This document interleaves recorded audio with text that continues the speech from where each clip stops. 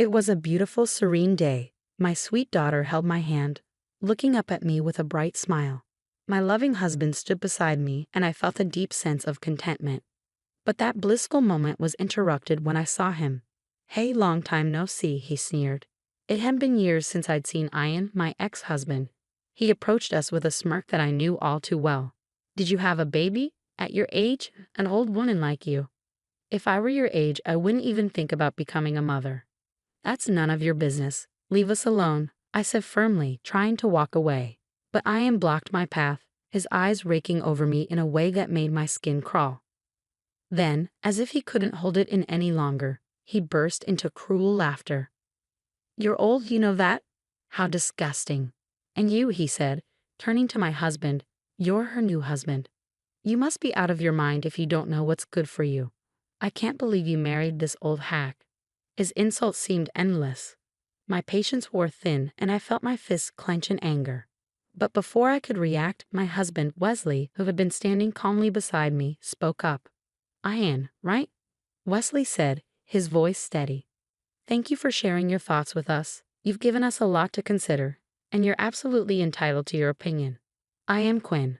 I met and married Ian while working at a company where he was a section manager, my subordinate. After we got married, I was eager to start a family, but at 34, I struggled to conceive, so I turned to infertility treatments.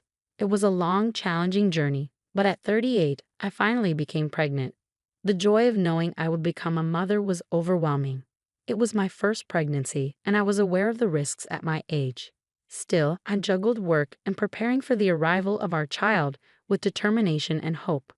I had countless worries, but the joy and happiness of finally carrying the child I had long dreamed of outweighed them all. I was filled with anticipation, believing I would create a happy family with my child and Ian. But Ian wasn't as sure. Fertility treatments were expensive, and I spent most of my pre-marriage savings on them. The side effects often left me physically unwell, making it difficult to maintain the same workload I had before marriage. So I decided to change jobs. The job change meant my salary was cut in half, but it allowed me to work less and focus more on the fertility treatments with a clear mind. However, Ian grew distant. The truth was, Ian had been attracted to me because I was ambitious and earning well before we got married. There was no sign of marriage in my future at the time, and I was on the path to success at work. He noticed my financial stability, which was his main reason for marrying me. When I told him I wanted to have a baby and subsequently changed jobs to focus on the treatment, Ian was unforgiving. He couldn't accept the shift in our circumstances and the cost of the fertility treatments. Eventually, he handed me divorce papers and left. I was stunned at how quickly our marriage fell apart, but I knew I had to be strong for the child I was carrying. I had to raise her well, even on my own. I explained my situation to my company and worked tirelessly. With the support of my parents, I managed to give birth to my child. When I finally held my baby girl in my arms, I felt like the happiest person in the world. Tears of joy streamed down my face, but the only one happier than me was my new husband, Wesley. I had met Wesley as a business partner at my former company. We had a good professional relationship, and he was genuinely disappointed when I resigned. A while later, we crossed paths again at my current company, where we once again became business partners. Wesley knew about my struggles and was always kind and concerned about me. We had always thought well of each other, and it wasn't long before our connection deepened into something more personal. Before my daughter's birth, I remarried Wesley, and the next few years were filled with happiness. Wesley adored my daughter, Ruby, even though she wasn't his biological child. His care for her was almost overprotective. After I gave birth and fell ill, Wesley insisted that I take it easy. He took on most of the housework and cared for Ruby with a tenderness that showed just how much he cared for both of us. One day, we decided to take a walk in the nearby park. The weather was perfect, and Ruby fell asleep soon after we arrived. As we strolled through the park, I noticed a familiar figure walking ahead. My heart sank. I quickly took Wesley's arm, trying to steer us in the opposite direction, but it was too late. The person had already noticed us and was approaching with a smirk and a nasty smile. "Long time no see," he said. I recognized the voice immediately. "Ian, long time." "Did you have a baby?" he asked, his tone dripping with sarcasm. "Yeah. Got a problem with that?" No, I'm just wondering how an old woman like you could be a mother. That's none of your business. Leave us alone, I replied, trying to remain calm. But Ian blocked my way, his gaze sweeping over me with a look of contempt. Then, as if unable to hold back, he burst into cruel laughter. You're too old to be a mother. It's disgusting. His words seemed endless, and when he glanced into the stroller, his sneer deepened. Your kid, she's ugly, just like you. Don't you dare say another word, I warned, my voice trembling with anger. I could tolerate insults directed at me, but when someone mocked my child, it was too much to bear. Ian narrowed his eyes in amusement as I took a step forward.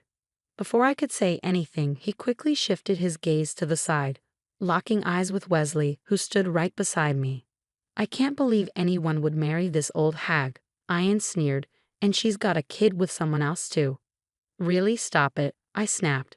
It's got nothing to do with you. Ian ignored me, his smirk growing as he continued. Well, Gwen, you made a lot of money. That's all you were ever worth. Without that, there's no reason anyone would want to be with you. My ex-husband then turned his attention fully to Wesley, inching closer with a devilish grin. In this world, everything is about profit and lust, brother.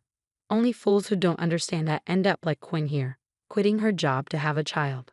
Those who don't get the game of profit and loss are destined to fail. You better watch out too, Mr. New Husband. Maybe you're the kind of person who doesn't understand profit and loss either, marrying someone like Quinn. Ian's loud, mocking laughter echoed through the peaceful park. His words, spoken in front of me, my child, and Wesley, were unbearable. I clenched my fists, unable to tolerate it any longer, and was about to confront him when Wesley, who had been silently observing the situation, gently restrained me. Quinn, wait. Calm down, Wesley said softly. Wesley, I can't stay silent after being told something like that. I protested. I understand how you feel, he replied, his voice calm and steady, but violence isn't the answer. Wesley smiled at me reassuringly, and I slowly lowered my fist. Quinn, he asked gently, do you know this gentleman?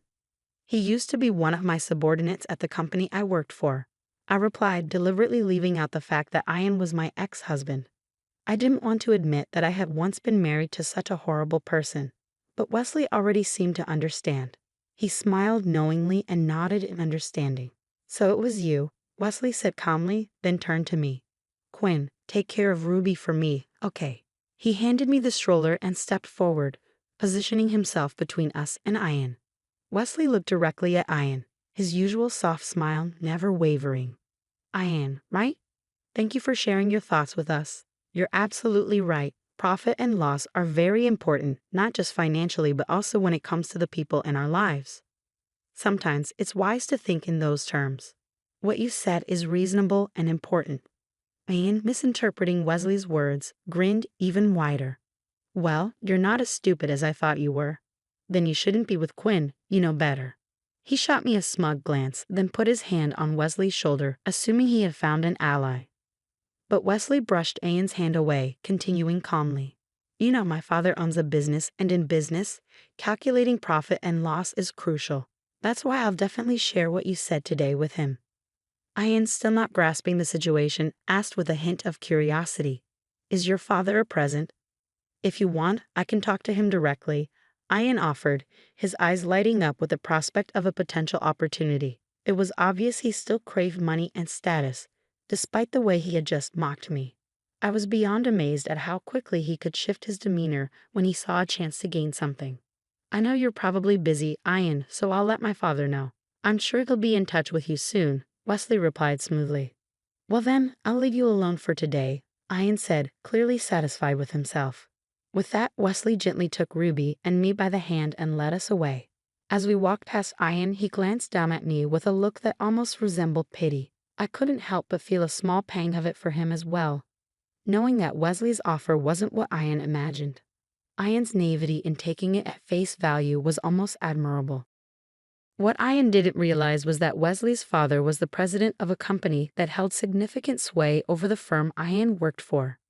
Wesley, although not working in his father's company at the moment, was gaining experience in the business world on his own. This was likely why Ian had no idea who Wesley really was. I had only learned about Wesley's background just before we got married, and his parents had been nothing but kind to me. When they found out I was pregnant with my ex-husband's child, they didn't reject me. Instead, they supported me through the challenges of raising Ruby, and Ruby quickly grew attached to them. It was heartwarming to see them play together, forming a bond that only deepened over time. If my father-in-law had heard what Ian said today, I knew there would be serious consequences. And as expected, the very next day, Ian went to work, only to be summoned by his furious boss. The president of the company, who happened to be my father-in-law, had personally complained to Ian's boss, calling him out by name. My father-in-law, well aware of the circumstances surrounding our divorce, was outraged. He wasted no time in making a phone call to Ian's superior, emphasizing Ian's poor attitude and the importance of properly educating employees.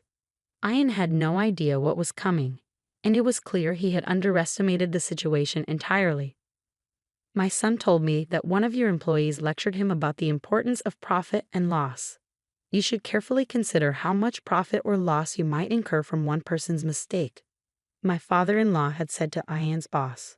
When Ian's boss confronted him, Ian finally realized the gravity of the situation and decided to call me. "Hello, Quinn. I'm sorry," came Ian's voice over the phone. I was taken aback by the unexpected apology. I knew he might reach out eventually, but I hadn't expected it to happen so soon. The urgency in his voice was clear as he continued to apologize repeatedly. "I'm really sorry. Please forgive me," he pleaded. "Forgive you?" I thought to myself. "After you mocked us like that? What's wrong?" I asked, a hint of sarcasm in my tone. "Did you hear from my father-in-law?" I could hear him choke on the other end, clearly unsettled. "Yes, he gave me your kind advice. I'm really sorry." "I apologize," Ian stammered. "I'd like to apologize to your current husband and the president in person." "Did your boss tell you to do this?" I asked, seeing right through his sudden remorse. "Yes," he admitted, sounding desperate. "I was told not to return to the company until I apologize in person and get your forgiveness. Please help me. We were married once." His voice trailed off, filled with desperation. "Please, Quinn." "Quit it." I cut him off, my voice firm. "You've only ever seen me as someone who earns good money, haven't you? Now you're getting carried away, trying to crawl back when things go wrong. You were the one who said it's all about profit and loss, right? Well, for me, it's a loss to keep you anywhere near my husband and father-in-law. Talking to someone who made fun of my daughter and my husband, it's nothing but a waste of time for me." I paused, letting the words sink in. "So, if you understand, don't call me again." No, Ian's voice grew more desperate. But I hung up before he could finish. He had said countless horrible things to me over the years, and while I might not have said everything I wanted to, at least now, I felt a small sense of satisfaction. I could only imagine the panic Ian must be feeling at this moment. Not long after, rumors about Ian's behavior began to spread throughout the industry. He had always had a tendency to look down on others, and his reputation had never been good. When we worked together, I often found myself cleaning up his messes. But after I left, there was no one to cover for him anymore, and frustrations with Ian began to build both within his company and outside it. Then this incident happened. Ian's boss was furious with him. My father-in-law's company was one of their biggest clients. In the end, Ian couldn't stay at the company and ended up quitting. Now he was struggling to find a new job.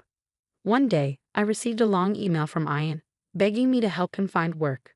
In one part of the email, he even wrote, "I know I said some terrible things, but I really love you, Quinn." How disgusting.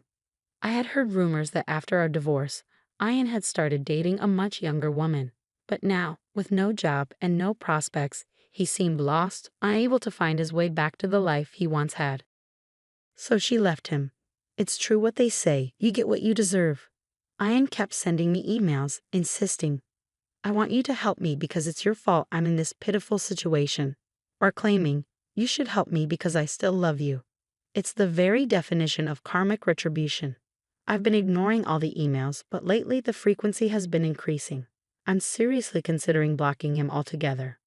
Meanwhile, I'm still living a happy life with my loving husband Wesley and our daughter Ruby. Recently, Ruby has started talking, and I can't take my eyes off her. She's growing up so fast, and Wesley, my in-laws, and I are all so in love with her. I want to keep this family happy forever.